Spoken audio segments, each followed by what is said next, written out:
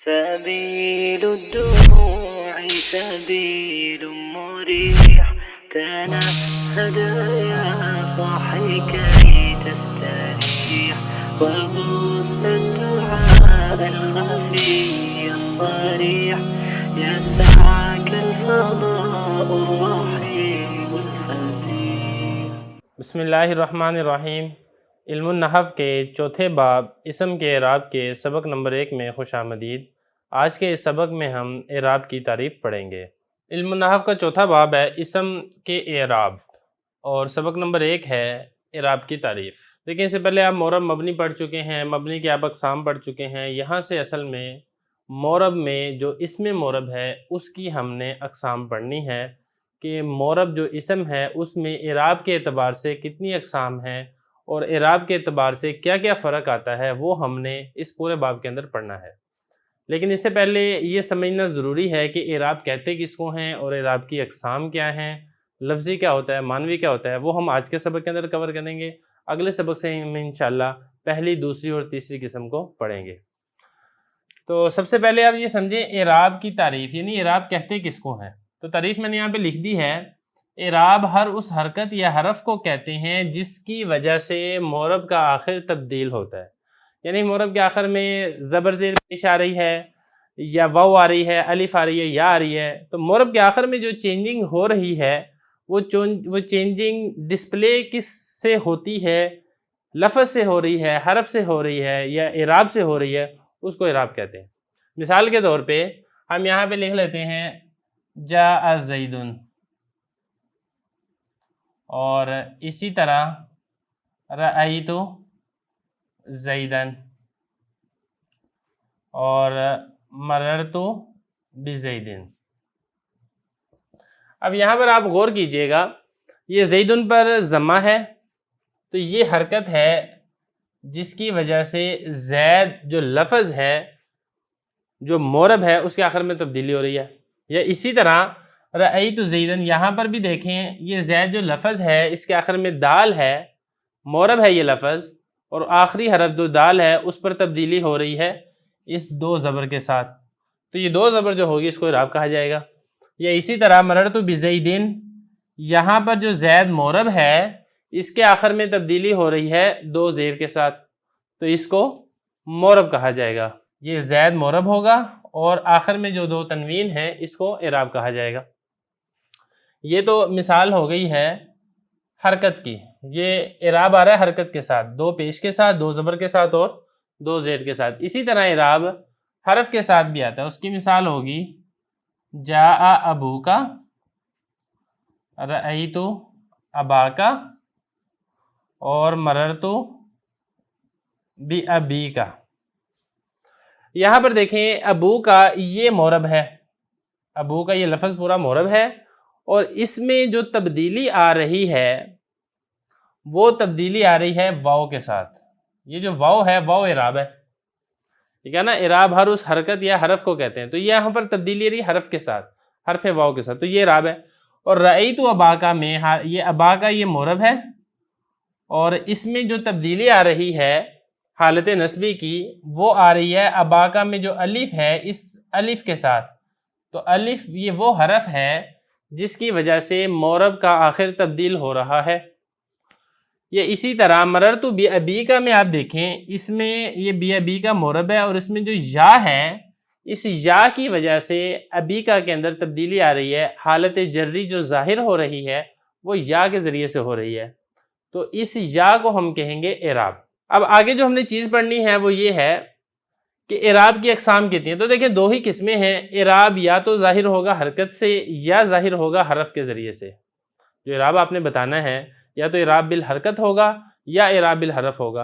اعراب بالحرکت بھی میں آپ کو بتا چکا ہوں. جو یہ ساری مثالیں ہیں، نمبر 1 جاء زیدن، یہاں پر دو پیش یہ حرکت ہے جس کے ذریعے سے اعراب ظاہر ہو رہا ہے. رأیت زیدن میں یہ دو زبر ہیں جس کی وجہ سے اعراب ظاہر ہو رہا ہے.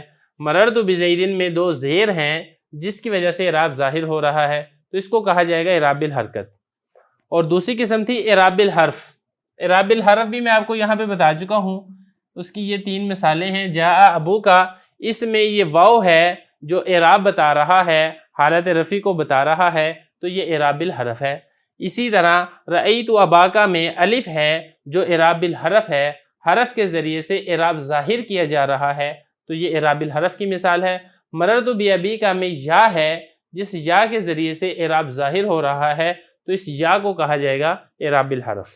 تو تعریف بھی ہم نے پڑھ لی اور اقسام بھی ہم نے پڑھ لی۔ پھر آپ نے یہاں پر ایک چیز اور سمجھنی ہے، وہ یہ ہے کہ اقسام اعراب بالحرکت ہو یا اعراب بالحرف ہو، ان کے آگے دو قسمیں مزید ہیں۔ ایک قسم ہے لفظی اور دوسری قسم ہے تقدیری۔ لفظی کس کو کہتے ہیں؟ لفظی اس کو کہتے ہیں جو لفظوں کے اندر موجود ہوتا ہے، نظر آ رہا ہوتا ہے، اس کو کہتے ہیں لفظی۔ اور تقدیری اس کو کہتے ہیں جو لفظوں کے اندر تو تبدیل نہیں ہوتا، بس ایک معنوی طور پر ہم ایک تصور اور فرض کر لیتے ہیں کہ اس کے اوپر اعراب تبدیل ہو رہا ہے۔ میں دونوں مثالیں آپ کو دیتا ہوں، ایک مثال تو دینے کی ضرورت نہیں ہے، وہ یہاں پہ لفظوں میں موجود ہے۔ یہ جو 6 مثالیں ہیں، جا زید رأیت زیدن، مررت بزید، 3 یہ، اور اسی طرح 3 یہ، جا ابوکا رأیت اباکا اور مررت بابیکا۔ یہ 6 مثالیں اعراب لفظی کی ہیں کہ لفظوں کے اندر آپ کو نظر آ رہا ہے زیدن پہ رفع ہے، زیدن پہ نصب ہے، بزیدن پہ جر ہے، ابوکا میں واو پہ رفع ہے، اباکا میں وا الف پر نصب ہے، اور اسی طرح مررت بابیکا میں یا کی وجہ سے جر آ رہا ہے۔ یہ تو آپ کو لفظوں میں نظر آ رہا ہے، لیکن یہاں پر ایک تقدیری بھی ہوتا ہے۔ تقدیری ہوتا ہے کہ لفظوں کے اندر وہ نظر نہیں آ رہا ہوتا، بس ہم اس کو تصور کر لیتے ہیں کہ یہاں پر حالت رفع ہے، حالت نصبی ہے، حالت جری ہے، جیسا اس کا عامل ہوتا ہے ویسا ہی ہم اس کے اوپر اعراب کو تصور کر لیتے ہیں۔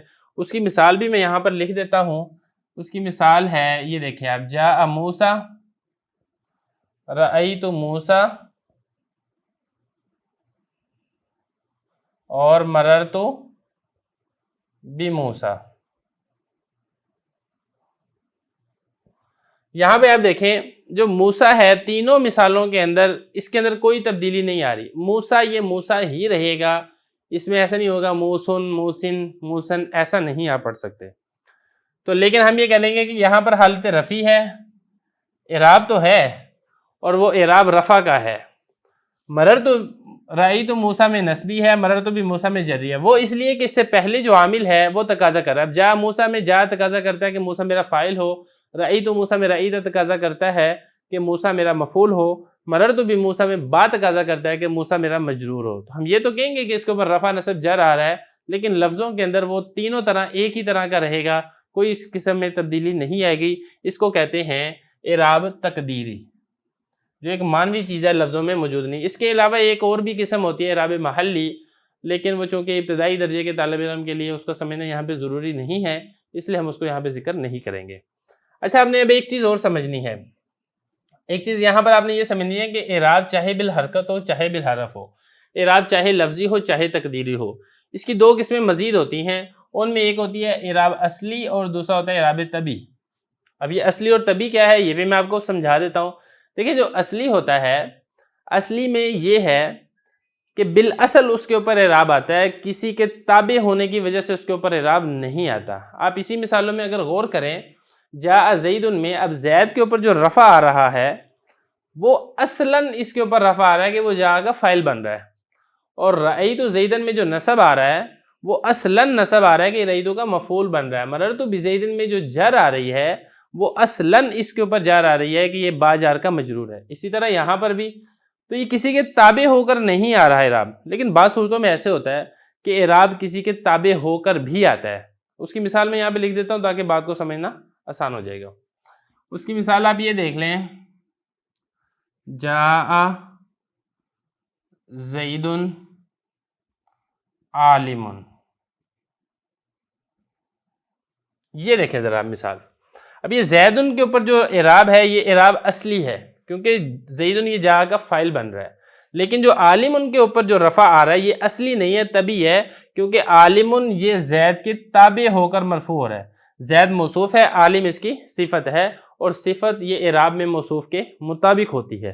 تو اسی طرح ان چیزوں کا خیال رکھنا ضروری ہے کہ اعراب الحرکت کہاں پہ ہے، اعراب الحرف کہاں پہ ہے، لفظی ہے، تقدیری ہے، اصلی ہے، طبعی ہے۔ اگر آپ ان چیزوں کا خیال رکھیں گے، ان کو ذہن میں رکھ کے پھر آپ ساری آگے اقسام پڑھیں گے اس میں مورب کی، تو آپ کو سمجھنا یہ آسان ہو جائے گا۔